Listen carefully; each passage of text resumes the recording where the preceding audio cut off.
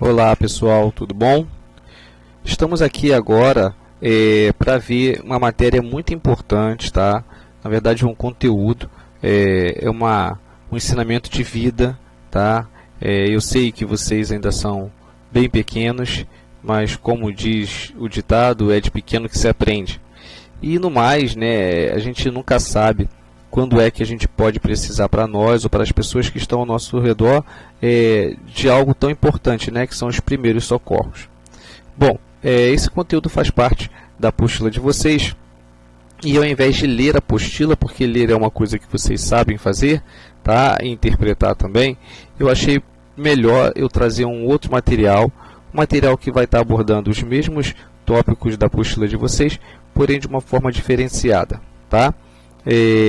A gente vai estar vendo as imagens, vamos estar vendo alguns textos e eu vou estar explicando e debatendo acerca de cada um deles, tá bom? Então a gente vai fazer isso de maneira pontual. Vamos lá. Então o primeiro tópico aí na apostila de vocês está falando a respeito das queimaduras, né? Infelizmente, né, provavelmente muitos de vocês já tiveram essa infelicidade, né, de se queimar de alguma forma, ou já ter visto alguém se queimando ou se curando de uma queimadura. Bom, a queimadura nada mais é do que uma lesão na pele, né? A gente sabe que a pele tem uma função muito importante, é a função de revestimento, é ela que isola o nosso corpo desse mundo, né? Ou seja, no ar, nos ambientes existem muitos patógenos, muitas bactérias, vírus, enfim, coisas que possam nos trazer algum tipo de malefício. E a pele, ela faz, né, essa proteção, ela serve como uma roupa natural. Bom, tendo isso em vista, quando existe alguma agressão a essa roupa natural, alguma coisa se rompe, né, a gente fica vulnerável a estar pegando tais infecções, né, que venham de fora para dentro. E a queimadura não deixa de ser perigosa por conta disso também, tá? Então a gente vê aqui, né, em caso de queimadura, primeiro ponto a salientar, nem toda queimadura é igual, tá? E por isso a queimadura ela se apresenta em 3 estágios que a gente vai ver após esse slide, tá? Mas no momento se queimou, qual seria o principal procedimento, o primeiro procedimento? Bom pessoal, quando a gente se queima, na grande maioria das vezes é por estar em contato com uma superfície muito quente, tá? Mas não são apenas essas as situações de queimadura. As queimaduras também podem ocorrer por conta de contato com substâncias químicas, tá? Ácidos, por exemplo, tá? Pode trazer algum tipo de queimadura para a gente. Então, eu coloquei aqui, né? Principais tipos de queimaduras. Tem as térmicas, que são as mais comumente, as que ocorrem com maior facilidade, né? E com maior recorrência, tá? Tem as químicas, como eu mencionei, né, devido a produtos químicos que podem causar algum dano à nossa pele. E também tem as elétricas. Essas elétricas acontecem em menor proporção, mas também acontecem, tá, e podem gerar algum tipo de queimadura. Mas falando das duas principais, né, das duas primeiras aqui, tanto as térmicas quanto as químicas, a gente vem um protocolo, tá? Um protocolo de atendimento. Como é que seria esse protocolo? A pessoa sofreu uma queimadura. Primeiro ponto é cessar o ato da queimadura, né? Enquanto você estiver em contato com aquela substância ou superfície que gerou essa lesão, a sua pele vai estar queimando e queimando ainda mais tecido, tanto em profundidade como em largura, né? Em raio, em direção para todos os lados da sua pele. E aí como é que a gente interrompe esse processo de queimadura, de elevação de temperatura? Tá? Colocando água gelada, pura e simplesmente. Então, você ter uma queimadura, precisa cessar esse processo, né, de lesão da pele, joga água gelada. Água gelada mesmo, da geladeira. Tá? Você pega, estando em casa, a garrafa que fica na geladeira e joga sobre a lesão. Tá? Esse processo tem 2 benefícios. O primeiro que ele interrompe no ato o processo de queimadura. E o segundo que ele anestesia, tá? Como dá uma sensação de frescor, de cessar a queimadura, a sensação de eliminação de dor é imediata. É claro que tão logo você pare de jogar a água gelada, essa sensação de dor volta, mas pelo menos você já estancou, podemos dizer assim, aquele problema que era o ato da queimadura. Depois, se possível, remova roupas e joias, pois elas mantêm a área aquecida, o que piora as lesões. Exatamente, tá? Como é o tipo de tecido, e tecido tende a preservar a temperatura, ele pode piorar a lesão. Mas, se possível, tá? Se de repente essa roupa, esse tecido estiver grudado na pele, não tente removê-lo, porque ele pode gerar um dano maior. E aqui, ó, com um pano limpo e molhado em água fria, cubra a queimadura por alguns minutos, depois faça compressas frias até que a dor diminua. Então a gente repara, né, a gente percebe que o grande atuador na reconstituição ou para cessar a dor, aqui é a água, preferencialmente a água gelada, tá? O que não fazer, que é muito importante, muitas pessoas fazem, né, por conta de superstições dos mais velhos e tudo mais. Não toque as queimaduras, não fure as bolhas, nem arranque a pele descascada. Isso aí quem pode fazer, quem tem capacidade para fazer é apenas o médico, apenas no hospital. Não retire resíduos da região queimada. É bom você não retirar, você não sabe o que é aquilo. Pode ser algo muito importante que venha a gerar uma lesão mais profunda caso você retire.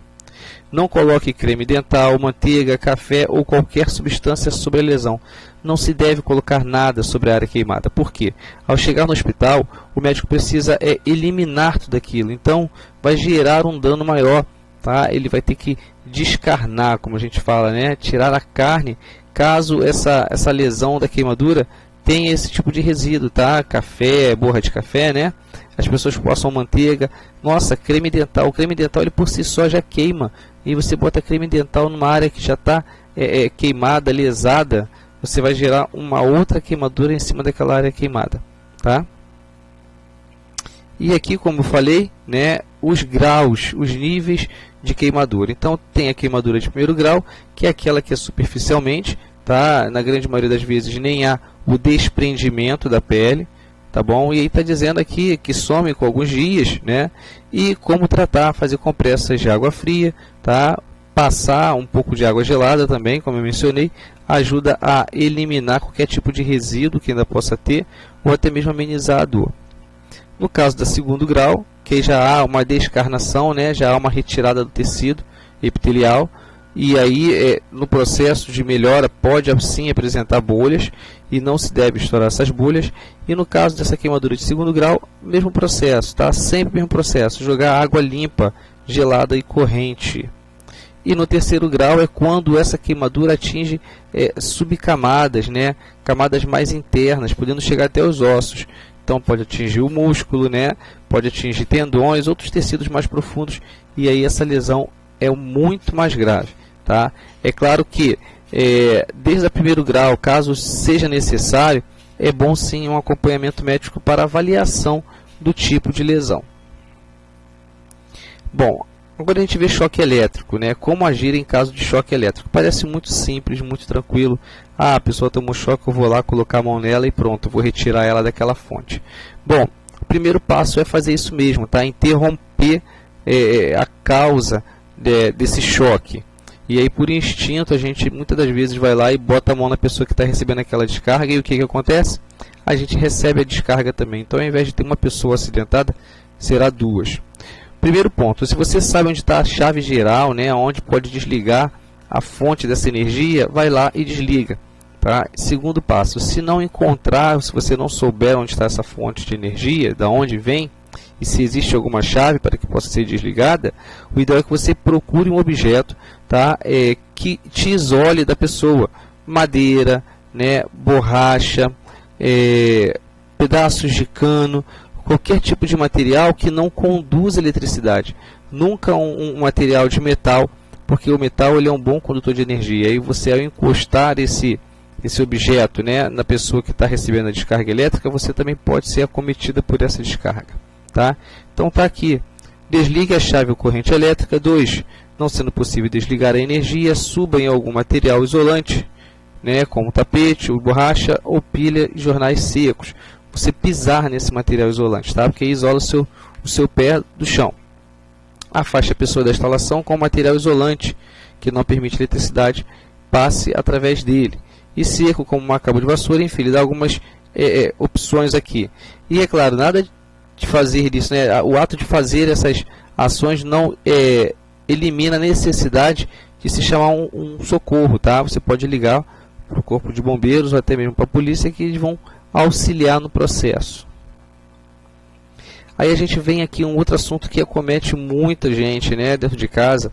Todos esses aqui basicamente, tá, turma, são coisas que podem acontecer dentro de casa e que acontecem. Aqui a gente fala a respeito do envenenamento e intoxicação, tá? E aí eu coloquei, fiquem atentos. Quais são as formas de envenenamento e intoxicação? Alimentares. Você pode ter comido algum alimento vencido, né, estragado, e você não percebeu. Isso aí pode gerar uma intoxicação, tá? Cosméticos, você veio a utilizar um cosmético novo, do qual você nunca tinha até então experimentado, e percebe que ele te gera algum tipo de envenenamento ou intoxicação. Medicamentos, tá? Você pode tomar um remédio, esse remédio acabar te trazendo mais males do que benefícios, e aí isso é um processo complicado, porque você precisa rever essa medicação que você está tomando. E saneantes, né? Produtos sanitários, que também, por ter uma grande concentração de produtos químicos, ainda também ocorre muito desses casos de envenenamento ou intoxicação. Bom, de qualquer forma, em todos esses casos, né, a gente tem como procedimento correto levar, né, a pessoa, nesses casos, até uma unidade de saúde e, junto com isso, levar também a embalagem, caso você saiba qual foi a fonte e o motivo dessa intoxicação ou desse envenenamento. Porque ao chegar no local, o médico vai poder avaliar qual será a melhor estratégia para eliminar esse envenenamento ou até mesmo essa intoxicação. Então, nesse caso específico, sim, o melhor ponto, a melhor atitude a ser feita é correr com a pessoa para o hospital e, sendo possível, levar a embalagem da onde possivelmente essa pessoa acabou se intoxicando ou envenenando. Tá legal? Aí a gente fala agora de fraturas, né? Como identificá-las? Parece algo muito simples, mas não é tão simples assim, tá? Lembrando, os ossos estão protegidos por uma camada chamada pele, e aí isso torna difícil, muitas das vezes, a identificação, tá, da lesão. Então, o que fazer no caso de uma fratura interna? Fratura interna é quando aqui, ó, coloquei aqui a imagem, né? Quando os ossos se rompem por completo, tá? Isso é uma fratura.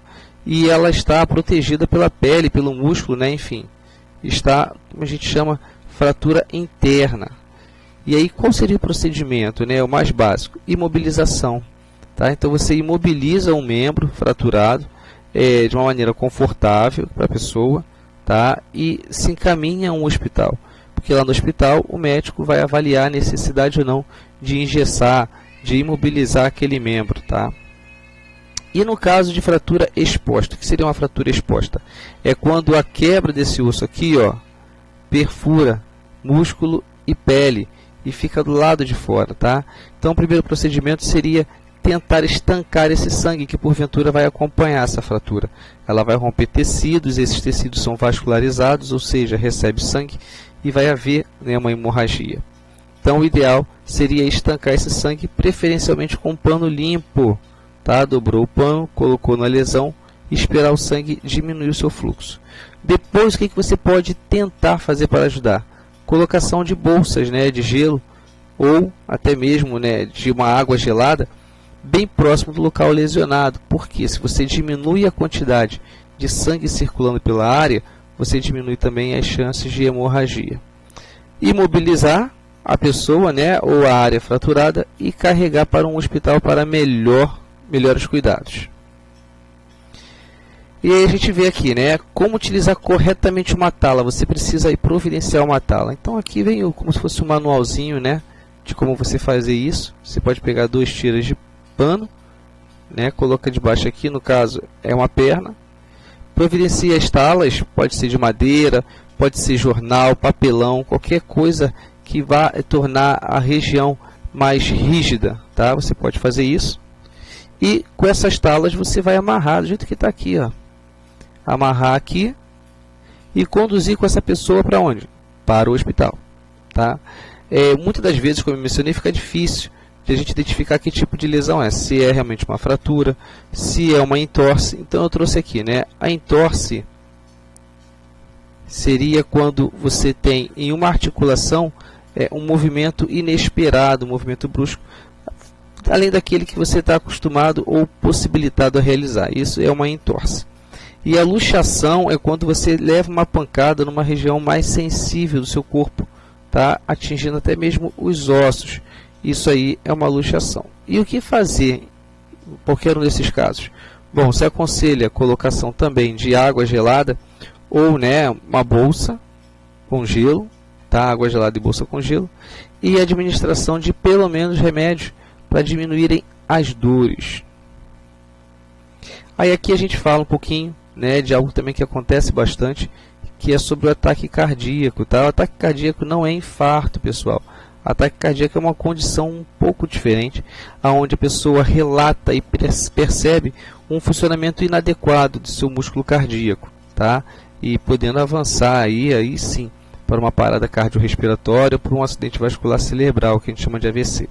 Mas se a pessoa está em casa e você disponibiliza, né, de um equipamento como esse aqui, que é um aferidor de pressão, você pode utilizar e se confirmar, né, de acordo com as temperaturas apresentadas no monitor, se essa pessoa está ou não realmente correndo risco de vida devido ao mau funcionamento do seu coração.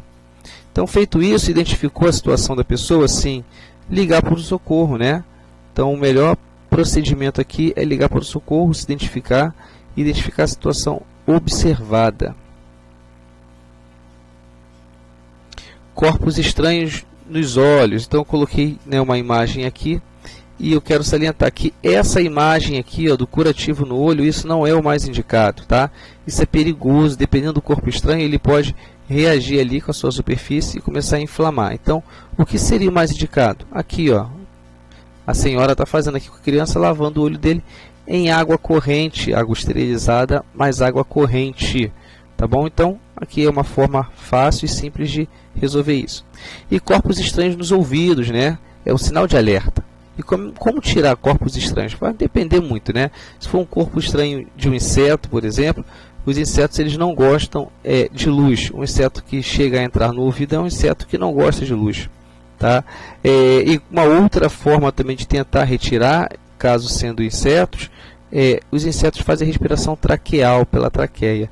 E se você coloca algumas gotículas de álcool na superfície não, no orifício, esse álcool vai interagir e vai impossibilitar eles de respirarem, assim fazendo com que eles fujam daquele ambiente, tá?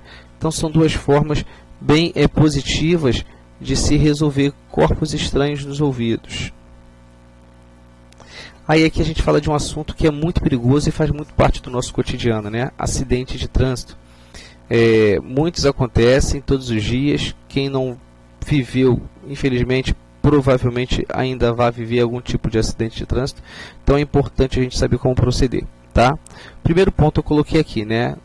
Identificou um acidente de trânsito, você fazendo parte dele ou não, é importante fazer o quê? Isolar a área, tá? Você sinaliza para os demais veículos que estão na via que ali na frente há um problema, para que esse acidente não aumente de tamanho com relação a veículos e pessoas envolvidas. Então, o objeto principal, primeiro, né, é isolar a área.